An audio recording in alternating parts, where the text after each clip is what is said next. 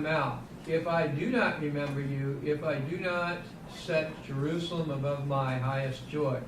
Remember, O Lord, against the Edomites in the day of Jerusalem, how they said, lay it bare, down to its foundations. O daughter of Babylon, doomed to be destroyed, blessed shall he be who repays you with what you have done to us. Blessed shall he be who takes your little ones and dashes them against the rock. Okay, so that was kind of, we were going against God's love endures forever in 2 of the Psalms, and now we're here in 1. And basically what this is 1, that it helps us to remember that, and this is how we kind of basically look at it, even in the times of trouble, even in times when we're not where we think we should be, what is it that we are supposed to always put forth? Faith in God. It really ties right into our sermon for today. Trust in God. Trust in Jesus. And that type of thing. And that's really what this whole text is about. It basically says, if I'm going to forget Jerusalem, of course they're talking about, you know, the holy city, the holy land. If I'm going to forget about it, then let me just lose my skills. You know, let me not do it. If I'm going to forget about these things, why? Because even though that they're in a time in which they're being suppressed, even when they're in a time of captivity, that should be, the Lord should be our primary thing. In fact, we see that many times when people have been oppressed, when people have, what have they done? Christianity has always asserted. When the Greeks were taken over by the Turks, that was one of the things that started. They used to have. They could not suppress the Word of God because what they did was they brought out icons and they used icons in their private worship, and these little bitty ones that they could hide from the Turks. When you had the Jews in the Holocaust and those kind of things, they were not able to suppress the faith because they always looked to their faith in God. We see this all throughout history, where somebody has been oppressed, and what has it done? It's strengthened faith. It hasn't weakened it. And so that's really what the whole thing about it is here, is to keep our eyes fixed on God and continue that faith. Okay? So let's go on to 138 then. It says, give thanks to the Lord. It said, I give thanks, O God, with my whole heart. Before the gods I sing your praises. I bow down towards your holy temple. I give thanks to your name for your steadfast love and your faithfulness. For you have exalted above all things your name and your word. On the day I called you, you answered me. My strength of my soul you increase. All the kings of the earth shall give you thanks, O Lord, for they have heard the word of your mouth. And they have heard the words of your mouth, and they shall sing of the ways of the Lord. For great is the glory of the Lord. For though the Lord is high, he regards the lowly, but the haughty he knows from afar. Okay, so up until verse 6, basically it's we need to give thanks to the Lord. Even though God is, the Lord and He's supreme, He shows His benevolence and His love for us. For though the Lord is high, He regards the lowly. But the haughty, and we know what haughty means, right? The proud, those arrogant, those type of people. He sees them from afar. Why? Because their reward, they've already received their reward, right? Theirs is the praise of man, not the praise of God. And so the haughty, he sees from afar. And that was exactly the problem that, guess who? The Pharisees had, right? Is they were living lives that were haughty and that kind of thing. It says, though I walk in the midst of trouble, you preserve my life. Kind of talked about that today in the sermon, right? You stretch out your hand against the wrath of my enemies, and your right hand delivers me. The Lord will fulfill his purpose for me. Your steadfast love, O Lord, endures forever. You've heard that theme, right? Do not forsake the work of your hands. And so it is the plea to God that he's not going to forsake this work that he has done. Now, even though we're ending here in 138, in 139, that is an important thing to home. You kind of see these Psalms right now are kind of building on each other. Steadfast love endures forever. Give thanks to the Lord in all things, and all of this. Well, we're going to talk about it in Psalm 139, what the works of God's hands are. Yes? One time we went to Washington, D.C. and went to the Holocaust Museum. Uh-huh. And one of the things that really, really bothered me, besides all the, and I wish that this woman would have known this passage, because she had written on the wall, not only did you lose her faith, but she lost her God during the Holocaust. And that really affected me. So that doesn't always make you stronger. This is for the people to make them stronger, to read this. If we take a look at, and you got to remember too, that even in Washington, D.C., there are agendas. No, this was written, that was the Holocaust Museum, and there was, on the wall was written all these things, what happened to these Jews. Yeah. Well, she could have, that person could have been at that point in their life at that time. Doesn't mean that they didn't. Because one of the things that we do see, and there was a document, I know it was I was in 8th grade, because we were required to watch it. There was a week-long documentary that came out about the Holocaust, and we've seen time after time after time where there's been documentaries that came out of the Holocaust, and with Holocaust survivors and that they will tell you that the only reason that they did survive was because of their faith. Well, I don't think this woman survived. Yeah, and that particular person, that's the sadness that you see. That was a tragic thing. Out of 6 million people, there's going to be some that do that. But even as Christians, have we ever seen Christians that something happens and then all of a sudden they're not putting their trust in God? It's a little bit like when Jesus talked about sowing the seeds. Yeah. Some will fall in cracks.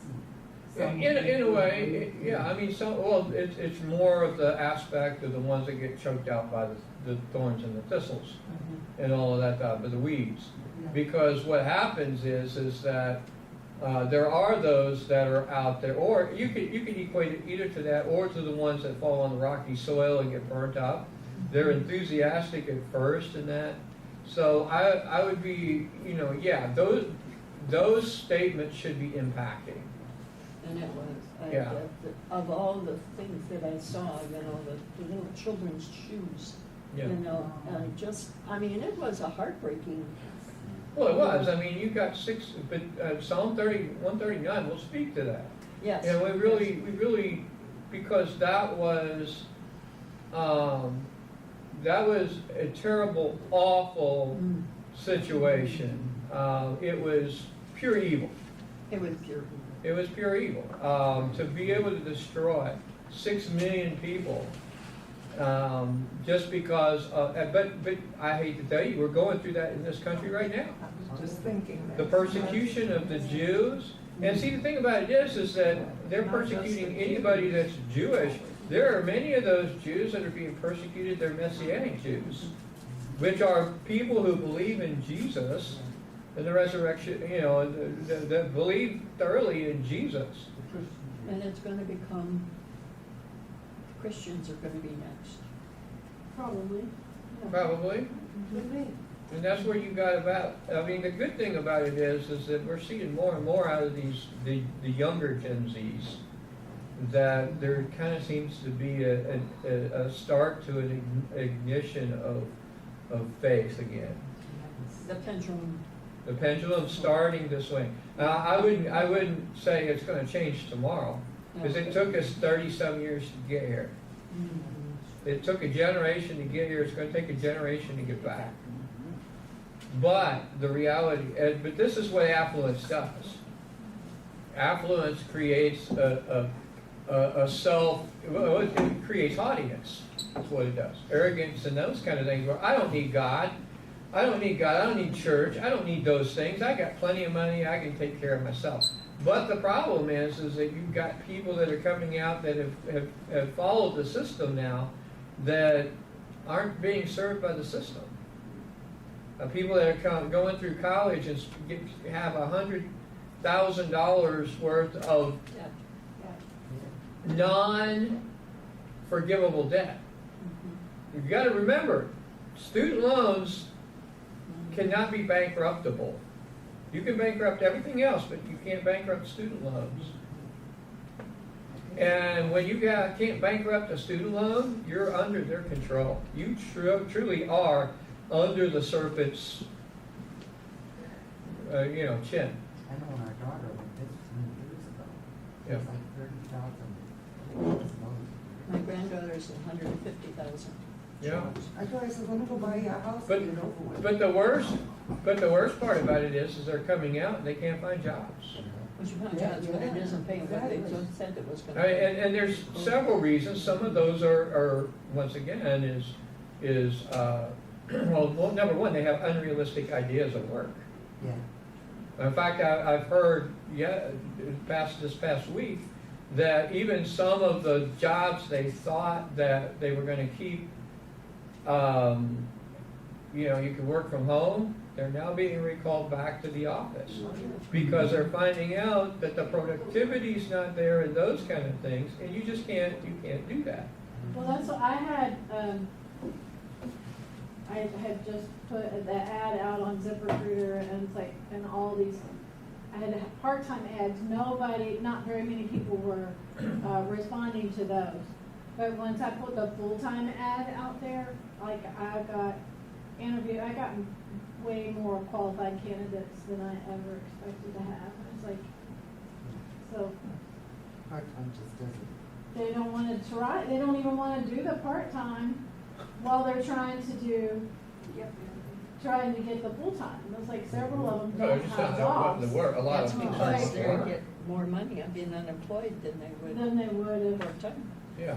I mean, the reality of it is that no matter what you look at out there, you've got this resurgence, or at least a spark to start. And of course, we go back to it only takes a spark to get a fire going. But the reality of it is that our affluence in that have gotten us to a place where people feel that they don't need God. They can take care of it themselves.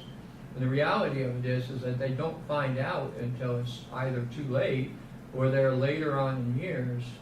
And the thing about it is but we're starting to see that. We're starting to see, and I think part of it, even though that some of the things in the NFL have been kind of evil that's been happening, we see almost a backlash against some of those things now with some of the young people, because there was evidently somebody that tried to get, they prayed, it was a player got hurt, and the team came out and prayed.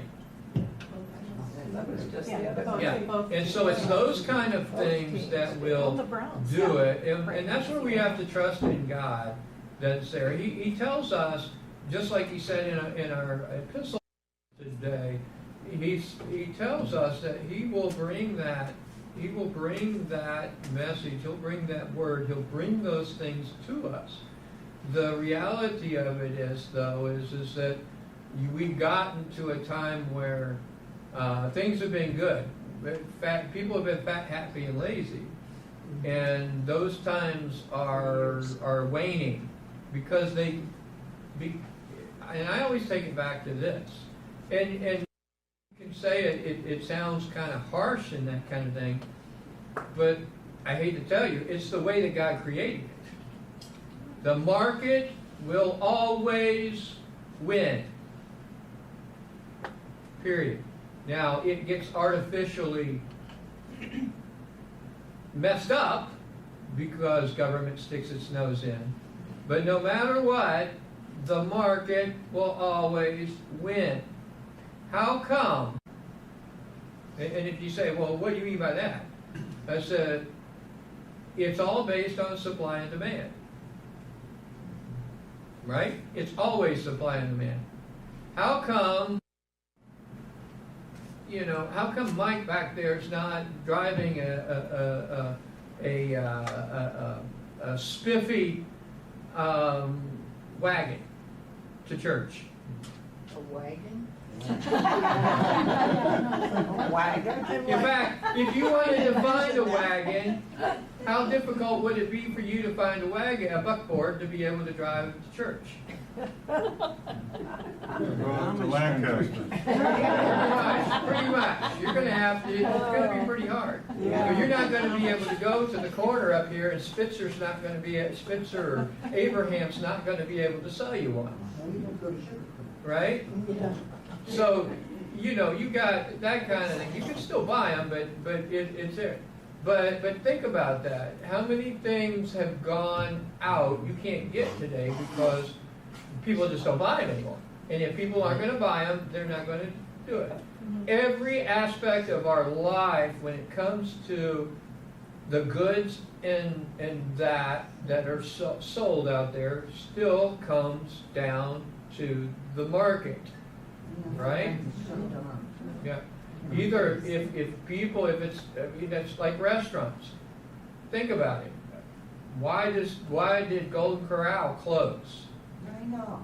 Because there wasn't enough people buying it. Oh, that couldn't have been it. We go over that way, the parking lot There's is probably more to it than There must that. be, yeah. But the reality of it is, but whatever it is, there was a force there that people said, we're not going, whether it's the pricing. Look at all the buffets that You couldn't get the food yeah, a work lot of them in have. hometown or home. So either way, the market always wins. It is always supply and demand. And so those kind of things. Well, the reality of it is that when you start to get caught up into those fundamental shifts, then all of a sudden now we're coming into a time when affluence isn't there anymore, and it's coming back the other way. Part of that's because they keep talking about all these baby boomers that are retiring. Well, what's happening to a lot of that wealth that baby boomers have? Well, number one, it's going towards nursing homes and care because we're living longer, number one. Number two, it's also, when the kids get it, they spend it right away instead of saving it. And so eventually that wealth will be gone. And so what's going to happen? It's even this with the government. You get to a certain point I can tell you this.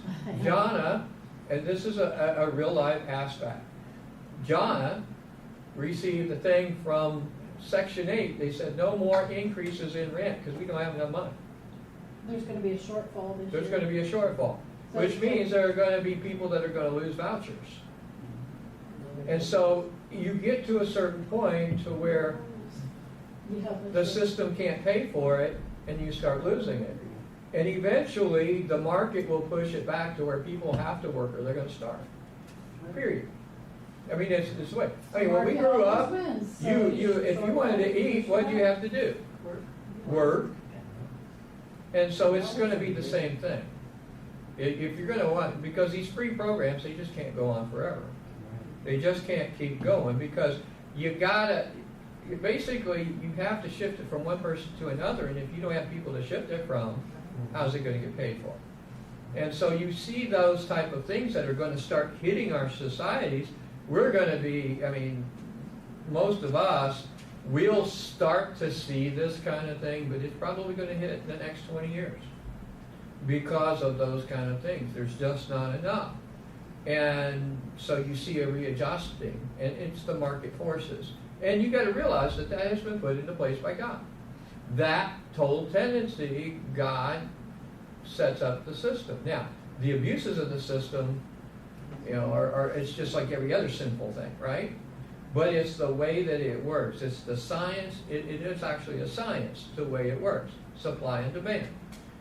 We've heard it all of our lives. And the reality of it is that while it might get distorted here and there, it always wins. I don't care what it does, it always wins. That's why Sears and Roebuck no longer is around.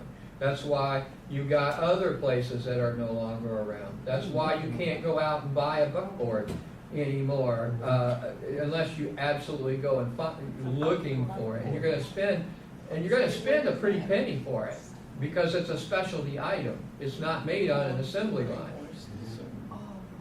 Take a look at COVID. When COVID hit, what couldn't you buy? You couldn't buy a red truck. You couldn't buy a red F-150. I tried to buy it because my lease was up. I was going to turn it in. I couldn't buy it. Two reasons. One, there wasn't the incentives because demand was so great that they were able to command $70,000 for the same truck I spent $40,000 on.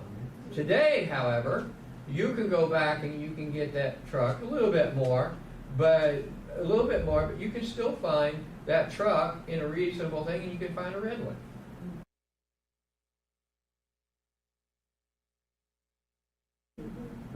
And the only one I could afford was one that had crank windows in it. Right, and so I looked at it and said, well, why am I going to give up my red truck for one that's got crank windows and not, stripped down things? But it always does. But see, it's the same thing here with these kind of things, is that this spark that's going to bring us back to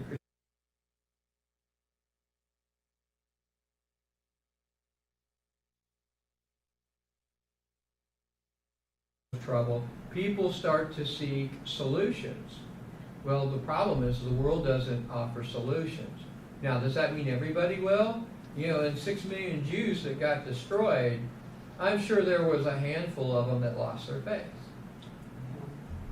But what you see time after time again, there are so many of them that maintain their faith, and it increased their faith. That was just that one that lost her faith that stuck out in my mind. Which is sad because God doesn't want anybody to lose their faith. Yeah. His desire is that we all find righteousness through our faith, which means eternal life. So the ones who weren't in Sunday school or weren't in the synagogue or whatever before the Holocaust were already weaker, more susceptible to losing their faith. So it's like all the more reason why we gotta be in church and Sunday school, so that when times get worse, we have the strength and we are learning the scripture and like. Yeah, people think that we're going to be increasing. I mean, things are going to be getting better. I think that we're going to see. I think we're going to see times getting worse. I really do. I think we're putting way too much trust in electronics, AI. We're putting way too much trust in those things, and there are going to be people that are going to put their faith. Well, I mean, we take a look at the 2010, 2010 to 2020. How many people put their trust in science? A lot of people put their trust in science, and the problem with it is how many times does science let them down? Every time. I mean, the truth about it is there's this idea that science can answer everything. And the reality of it is that the more we become, well, COVID was a perfect example how science couldn't solve that. Science could not solve that. And there will always be something next. There will always be another plague. There will always be another virus. There will always be something else that will shake the core of our being. Even in our own lives, when we face death, when we face those kind of things, it will shake our being. Now, the question is where do we put our trust? And that's exactly what the sermons was about today. Where do we put our trust? Trust Jesus. Trust Jesus. And the thing about it is, I mean, you see people out there toiling and all of these kind of things, not knowing what to do and all that kind of stuff. And all that, I mean, part of it's their own lack of foresight.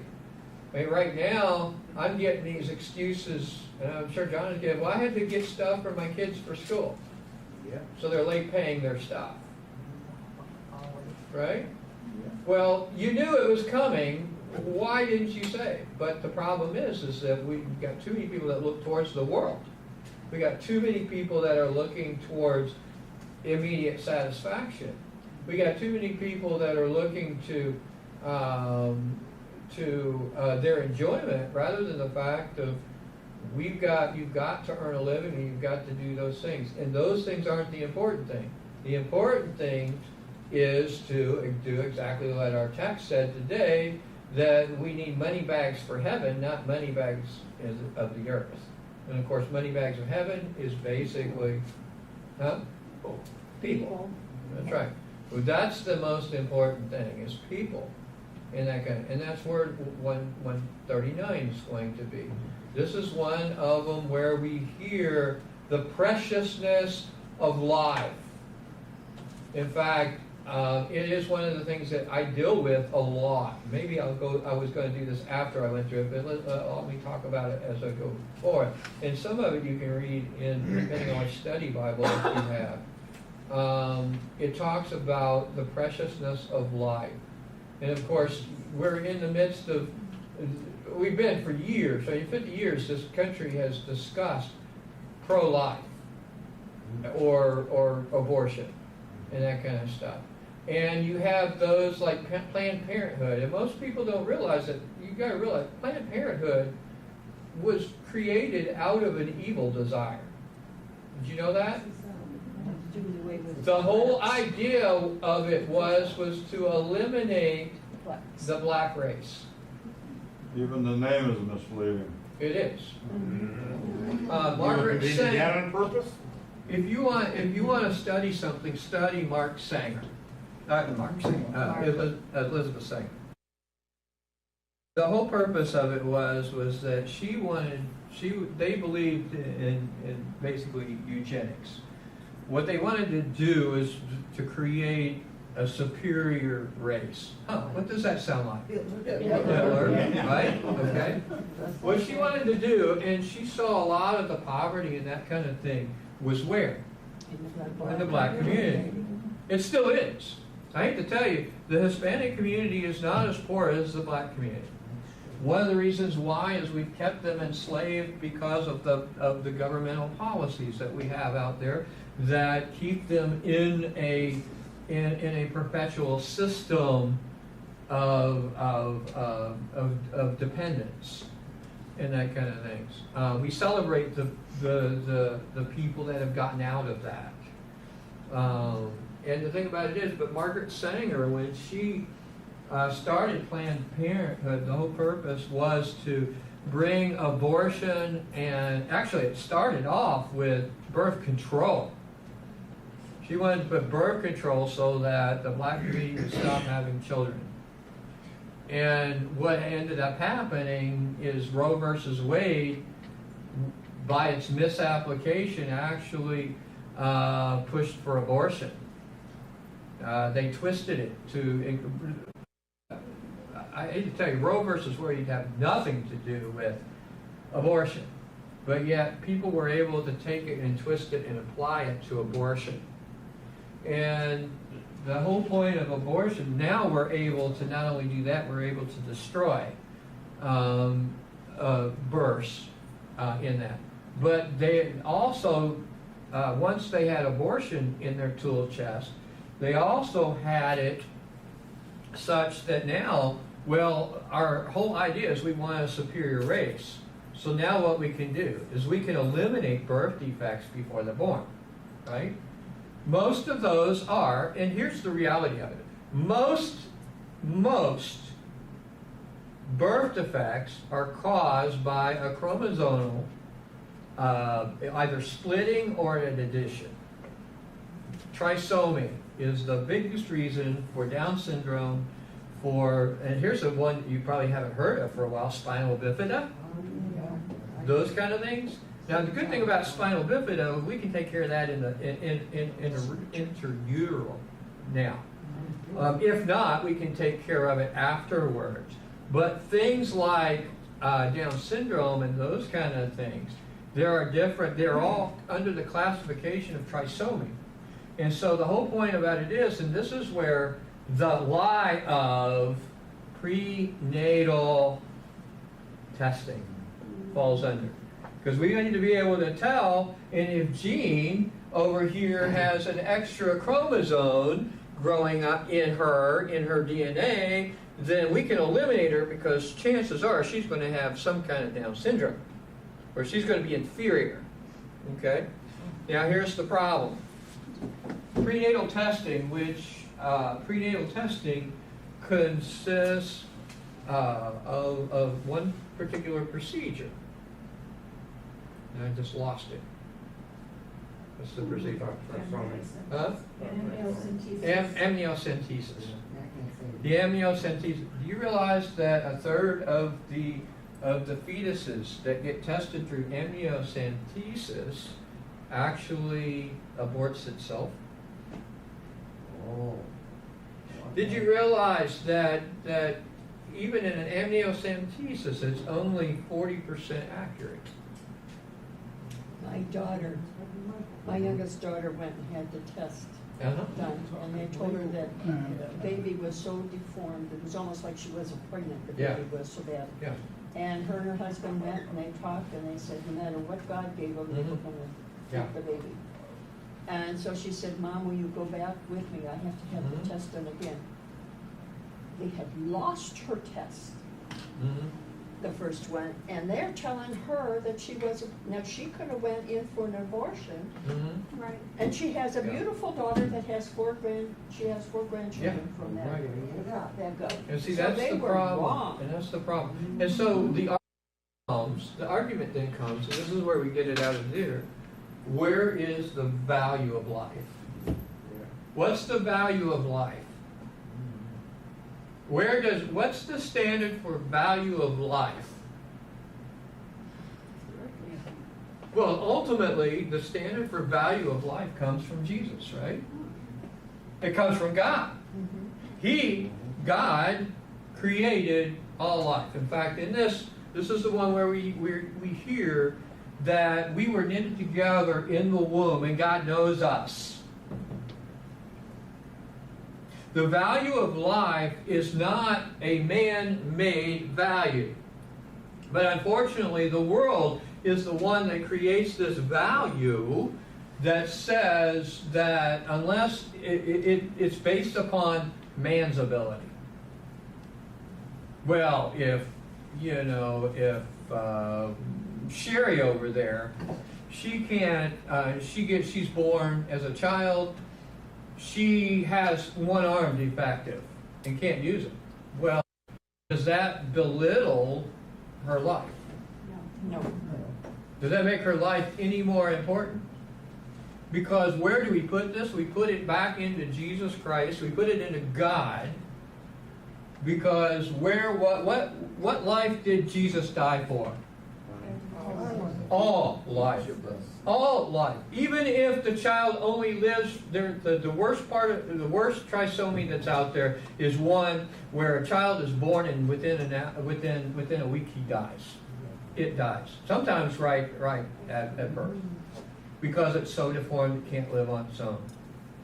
But there are more people out there that have said the Christian way of doing it, I'm going to have this baby no matter what, and even if I have a couple hours. What a blessing it was for those people. You hear it time after time for people that have faith, that believe in that sanctity. And that's the problem that we have here, is there's too many people that are out there that put value on life from the standpoint of a human standard. In fact, what they do is they don't even recognize life at conception. And that's the reality of it is that we see life at conception. They actually have something that's out there right now that they have been able to witness, that at the point of conception, there is a spark of light that is actually given off. Spark of energy. You can't see it because it's in her utero most of the time. But they have been able to identify a spark, an energy that comes off when the two components come together. And so where does life begin? Well, that's what the psalm is going to answer. Where does life begin? Why is this important? Especially for us, because most of us most of us in this room are now at an age where conception is not possible, or at least it's a very, very, very, very, very difficult thing. Very Right? Talk to Sarah in my reading this morning. very. Huh? Talk to Sarah in my reading this Well, morning. yeah, talk to Sarah. But once again, that's based upon human ability, not God's ability. Yeah, right. God was able to do that in 3 cases we know of. In Sarah, with the conception of Isaac, And Mary? and with Mary and Elizabeth. Remember, Elizabeth was of an age that she could not bear children, but yet God made it happen. But once again, that's God's. But what's the other concern that we have?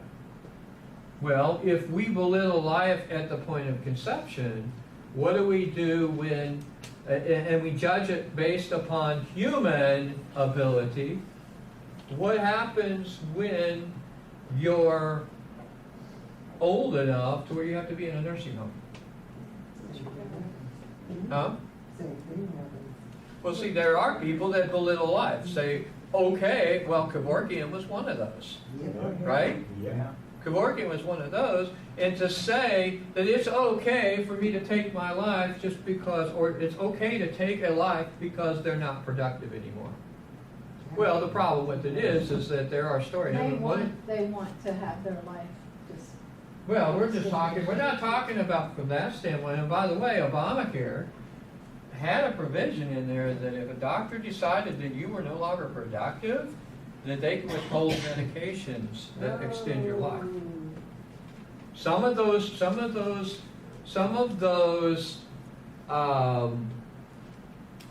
insurance policies that were covered under Obamacare actually allowed for that. Fortunately, by law, they weren't able to do that. That is some sick puppies. But It is. well, it is. Well, the thing about it is, when you use a human standard of saying, well, life is no longer valuable at a point when they are not productive, the problem is that it makes it, you put it into a bureaucracy, and it's the bureaucracy that makes the decision. I'll tell That you young doctor does not see the value. The older you get, the more you value. Well, we got a problem today that the younger generations don't value wisdom because they put too much trust in AI and in colleges and in science. But the problem is there's always wisdom that comes out. Believe me, no matter what, we've lived in this world, right? There is wisdom that comes from our counsels to our kids still. You know, to the world, to other people. There is wisdom that's there. I'm sure there's things that Jerry has experienced that we haven't experienced just simply because she's a year or 2 older than us, okay? That's right. But she's had experiences in her life that she can extend wisdom for that we may need to hear, right? Yeah. I think it's interesting to see situations where they've had daycares at nursing, like in the same facility Yeah. where they interact with Oh, each yeah. other. And how much, and the kids, like, and especially because some of them don't even have those people in their Oh, yeah. lives, not even because they're not alive, but just there isn't that family Oh, yeah. relationship or whatever. And what a blessing that has been. And last weekend I saw a lady who looked like she was early stages, maybe of pregnancy, but she had a shirt that said extra heartbeat. Huh? And it just was like one of those things you looked at and went like, there she is sending, I mean, it was the bus, so it was mostly Christian people. There were, I mean, who knows for Yeah. certain, but it was very simple, but made a Yeah. point. Yeah. And one of the things there is in the study Bible, there is a little excursion there here that talks about this. What's the value of life? Because I deal with this question a lot. Well, why doesn't God just take me? I'm no good for anything. That's, Well, he's not done with you, yeah. But that's the thing is that they're putting it into ability, into human ability rather than God's ability. And what it does is it tells a story about a pastor and his wife that got to a point to where the wife is actually in a nursing home and she can't do a whole lot. But every single day, the pastor goes and sits with his wife. And believe me, I've seen that with other people here. Every day they go and they sit with a wife. I had a very good friend, a parishioner at my previous congregation, and the place, I mean, he didn't have a lot of money and that kind of stuff, and believe me, the nursing home that his wife was in was crap. I mean, this is what it was. It was a crappy place. But every day, we'd go there and he would sit with her every single day. And no matter what. And, I mean, eventually she passed away. But, you know, what was the good? Well, in this story, what it does is it talks to it, and the thing about it was that there was a young guy that was working in the nursing home where this lady was at. And every day he saw the devotion of this husband, I mean, it says pastor, but husband to a wife. And you know what it led him to do? It led him to decide to go into the ministry, and he became a pastor himself. So what good can it do? Well, all kinds of things. I know one of the things that Marcia was able to do when she was in the hospital, she always talked to the nurses and talked to them that tended to her about God. And the reality of it is that it doesn't matter what it is. God, if you're still here, God has a purpose for you. And your life is still valuable. And that's what Psalm 139 helps us to understand. It doesn't matter if you're able to go out and run a marathon or whether you're walking down the hall in a walker. And salvation can come on your deathbed. Well, salvation can come on a deathbed. And that's the thing about it is, though, is that you can be in that nursing home, and the person in the next bed hears the prayers and that. I believe there's been many times when I've been in there and been in a nursing home and the person in the next bed asked me to pray for them. Where they hear the Word of God, where they come to faith because of that. And so the reality of it is how do we measure value, human value? We measure it by God's ability, not by human ability. Unfortunately, we have a lot of people that want to do it by human because it's cost effective or those kind of things. But it's not. There's an interesting question that's bothered me. Sure. We have a nephew, he's passed, that had a lot of health problems. Yeah. And he decided to stop taking his treatments, Okay. and ultimately led to his cancer. Okay. And I always wondered, you know, where did that leave him? I mean, he made that conscious decision to end his life. Well, the thing about it is, and it's a tricky question. Yeah. Because it depends. I'll use an example. He's been passed away for 10 years already. Dick Hurst. Many of you know him. Oh, yeah. Some of you don't. Dick Hurst was a gentleman very active in the church. And he found out he had cancer. And so he came to me and he says, Pastor, I've got cancer. We don't seem like we're able to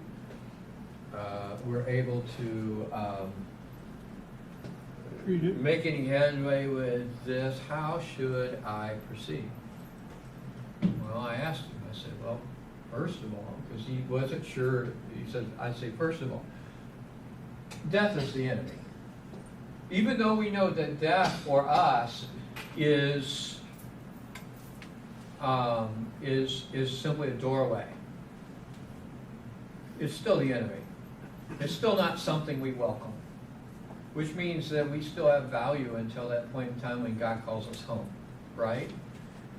And so I said, first of all, look at it from the standpoint of death is the enemy.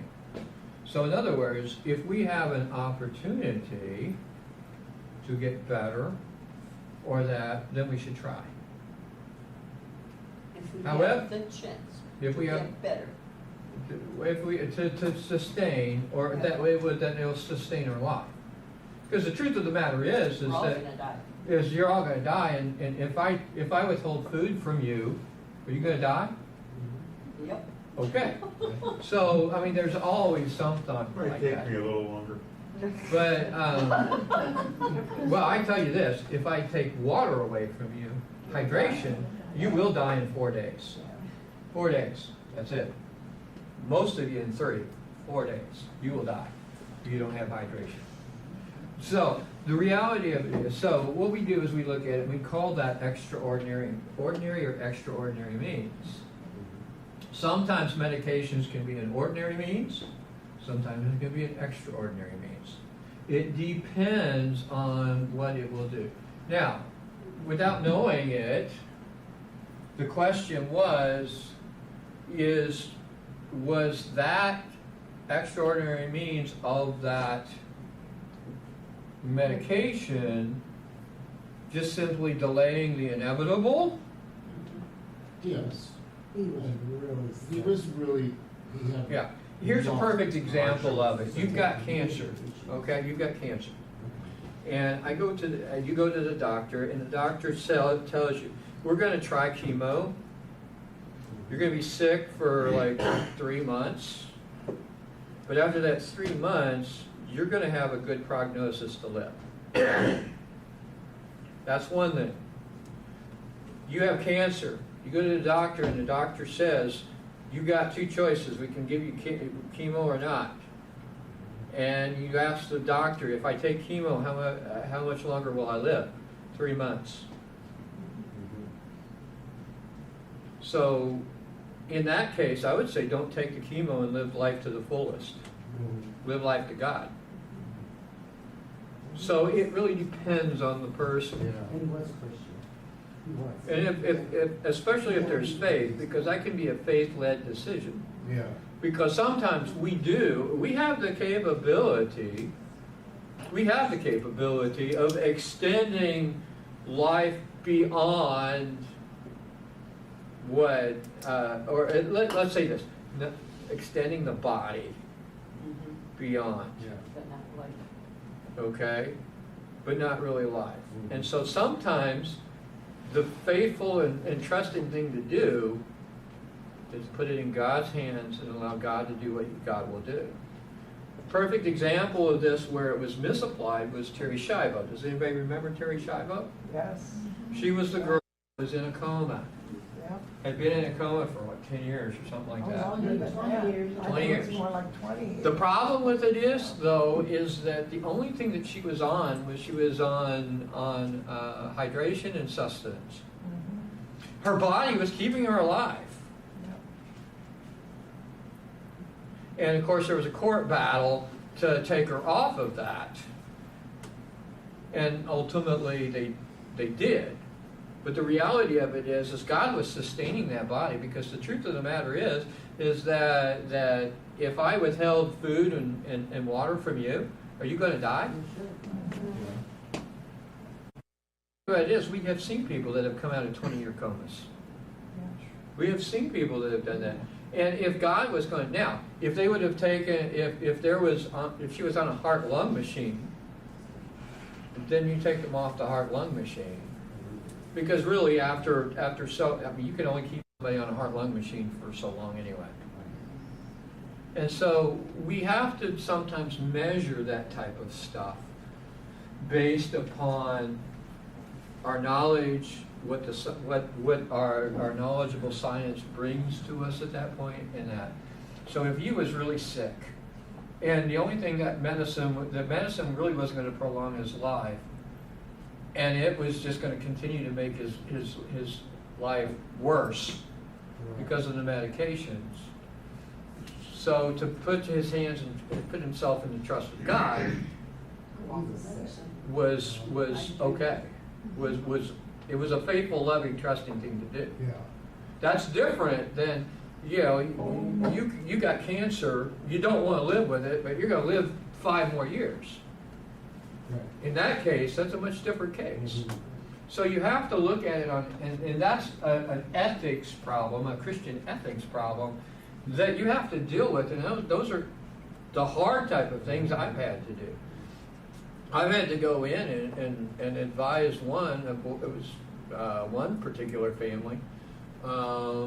Grandma was having little heart attacks. I mean, every like 3 or 5 minutes she was having heart attacks. They said, "Should we keep her on the heart lung machine?" I said, "What's going to be the ultimate thing here?" I said, "Are they going to be able to transplant, get her a new heart or anything?" They said, "No, she's too old." Are they going to be able to do these things? And so sometimes it's pull the plug. Sometimes you have to make that decision. There was no healing. Yeah. You know. If there was no healing and there was no, those kind of things. So what he did was he just simply took and he placed his life in the hands of Jesus. And so there's nothing wrong with that. Now, if it's a situation that you just get headaches every day, and you got medicine that takes care of it, and you say, I'm gonna take my life. Right. That's a different case. Right. Because when we allow God, in fact, Jesus says He is the only one that has the power to take up life or to give life. We don't. He is life. Well, He is. He is life. He's the one. God is the one who breathed into us. And so let's go ahead and get into this so that we can see it. Oh Lord, you have searched me and know me. God knows you. Even though you reject God, He still knows you. You know when I sit down and when I rise up. You discern my thoughts from afar. You search out my past, my lying down, and are acquainted with all my ways. So, you guys, you can't hide, right? God knows everything about you. He knows you first. That's right. Even before a word is on my tongue, behold, O Lord, you know it altogether. So even before I say something, He knows our thoughts. You hem me in behind and before, and lay your hand upon me. Such knowledge is too wonderful for me. It is high. I cannot attain it. In other words, I don't have the power to be able to do that. Where shall I go for your spirit? Or where shall I flee from your presence? If I ascend to heaven, you are there. If I make my bed in Sheol, you are there. In other words, there's no place to hide. Even in hell, God is there. Even in hell, God is there and aware of it. If I take the wings of the morning and dwell in the utmost parts of the sea, even there your hand shall lead me, and your right hand shall hold me. If I say, surely the darkness shall cover me, and the light above me be night, even the darkness is not dark to you, and the night is bright as the day, for the darkness is as light with you. So in other words, there is nothing dark enough that you can be in. Have you ever gone into a cave and they turned off the lights? God can still see you. Okay? God can still see you. For you formed my inward parts. You knitted me together in my mother's womb. God was in control even when you were in utero. In other words, He was giving you life from the very point of conception.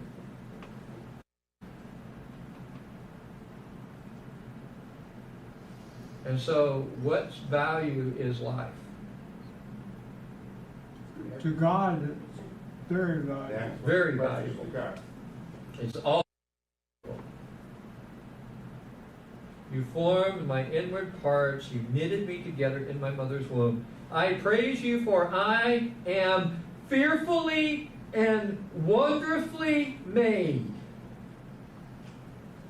So it doesn't matter what defect we have, we are fearfully, and when we talk about fearfully, we're talking about the fear of God, which is what? Respect. Respect, wisdom. The fear of the Lord is the beginning of wisdom. Right? So I am made with wisdom and wonderfully made. It doesn't matter what you look like, you are wonderfully made by God. You are precious, you're precious to God. You are made by His hands. Wonderful are your works. My soul knows it very well. My frame was not hidden from you when I was being made in secret.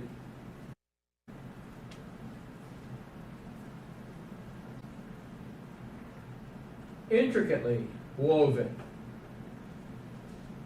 in the depths of the earth. He knows how many hairs on your head. Yeah, intricately. It wasn't, you weren't just take a few parts and throw them together kind of stuff. God made you to be who you are. Sorry, guys. I write out. But see, but even that, I mean, are we not, if we, I know we're joking, but you know, even if we look at that, are we, you know, belittling the life that God gives? No matter what we look like, no matter what we do, no matter how we are. God don't make no joke. We don't make Don't make no jump. Your eyes saw my unformed substance. Oh, wait a minute. Oh, what's the argument? Well, it's not formed yet. It can't sustain itself. But yet God saw my unformed But you know, substance. even a newborn baby lay there, and if the mother doesn't take care of it, it's going to die. Yeah. Up to for years. Oh, yeah. That, you know, It's still parents are dependent. still- yeah, it's still Since when does dependent. dependency mean it's not valuable? Yeah. Because I can tell you, there's some guys that are 45 years old in their mom and dad's basement playing video games. You think they're not dependent? And you mentioned then the life and you're unproductive. Yeah. I think everybody in here knows somebody that's 30 or 40 that's unproductive, never had a job, depends on handouts from family. Which the reality of it is that's sinful behavior. Yeah. What does God call us to do? He says, you're valuable. I've given you talents and abilities and those kind of things. What am I supposed to do with it? Use it. Use it so that I might help somebody else. You see, that's a selfish ambition. To be in the basement and play video games and not to work and be productive and all of those kind of things and proclaim the message of God. That's sinful. Behind what God has called you to do. Now, that doesn't mean that you can't play video games, okay? Doesn't mean that you can't still live with your parents, because there are parts of the world where it's pretty common. It's because of the thing. Italy is one of those. You live on the Amalfi Coast of Italy, you live in the house with your parents, you get the house. Why? Because you can't afford it. Houses have been handed down through the thing. That's not what we're talking about. But he's still out working, he's still out doing things, he's still being productive, he's still living. You see, that's what it is. That's the real sin, is when you're down there, you're not living. And you're not living to the Lord. That's the sin. Because God gave them talents and abilities and those kind of stuff. Well, they're not preaching the gospel to anybody else either. Not No, down in they're the secluding basement. themselves. The sad thing is, there's people nowadays that'll pay that, kids that'll pay that 40-year-old to teach them how to play that stupid video. Well, that's still productive, though. What, the guy down, the 40-year-old down in the basement? Well, I Earns mean, money by playing a video game? yeah, yeah. So, I mean, but it is. So you saw my unformed substance in your book were written, every one of them. In other words, everyone, every child that has been created by God has been written in the book. So in other words, you have to erase your name from the book, don't you? You have to refuse God. You have to reject God. And that doesn't matter who. In your book were written, every one of them. The days that they were formed for me, when as yet there were none of them. In other words, is that from the very point of that conception, God has created them, wrote them in the book, and there. It's only after they get the influence of the world that they erase themselves from the book of life, right? How precious, how precious to me are your thoughts, O God. How vast is the sum of them. If I would count them, they are more than the sands. I awake, and I am still with you. Oh, that you would slay the wicked, O God. O men of blood, depart from me.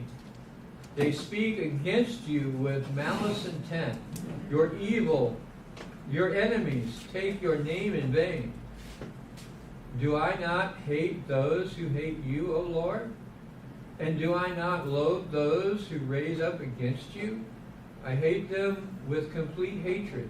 I count them my enemies. Search me, O God, and know my heart. Try me and know my thoughts, and see if there be any grievous way in me, and lead me in the way of everlasting. And so even at the thing here is that, is that if I have something in me, lead me in the right path. Lead me in the way to do that. So, precious it is. And that's really what this life is all about. So, may the Lord bless you and keep you. May the Lord make his face shine upon you, gracious on you. May the Lord lift his countenance upon you and give you his peace. Yeah. We got into some deep stuff today. Yeah. He's a very deeper side of that.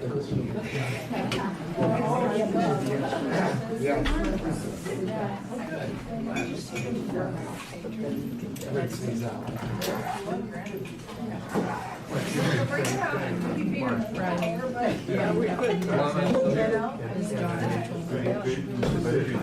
Yeah. I know. Earlier text message from her. So when we were FaceTime, she pulls out her list. She goes, I need a list of things to do.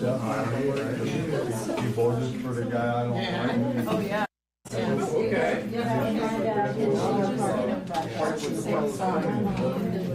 Yeah, there's certain people. My mom,